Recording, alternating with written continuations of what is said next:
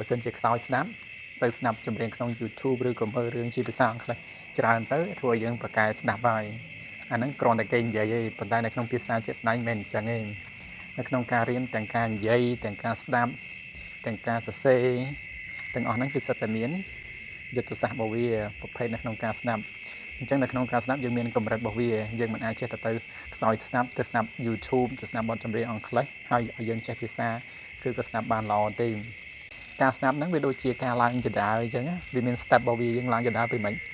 ពីក្រោមទៅដល់លើយើងឡើងជាន់ទី1ជាន់ទី2ឡើងទៅជាន់ទី3អញ្ចឹងយើងត្រូវ set up របៀបក្នុងការស្ដាប់ឲ្យបានត្រឹមត្រូវវាមានជំហានរបស់វាទី1យើងស្ដាប់យកពាក្យទី2ស្ដាប់យក clear ទី3ស្ដាប់យកប្រយោគទី4យើងស្ដាប់យកអត្ថន័យអញ្ចឹងតើយើងស្ដាប់យកអីគេអាហ្នឹងយើងត្រូវ set up ប្រភេទនៅក្នុងការស្ដាប់របស់យើងឲ្យបានត្រឹមត្រូវមកវាងាយជាង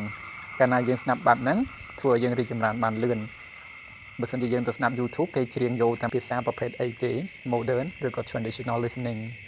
យើងទៅមើលរឿងប្រភេទអីរឿងគេនិយាយហ្នឹងប្រភេទអីគេ realistic ប្រភេទ fiction non fiction អញ្ចឹងភាសាអង់គ្លេសបាត់គេវាអាច modern ឬក៏ traditional ទៅតាមហ្នឹងអញ្ចឹងឃើញតែពេលដែលយើងស្ដាប់ទៅពីវាមិនមែនធ្វើឲ្យយើងប្រកែទេភាសាដែលយើងស្ដាប់បែបហ្នឹងធ្វើឲ្យយើងខ្សោយវិញទេកាន់តែស្ដាប់កាន់តែអត់ចេះដោយសារយើងស្ដាប់ខុសកម្រិត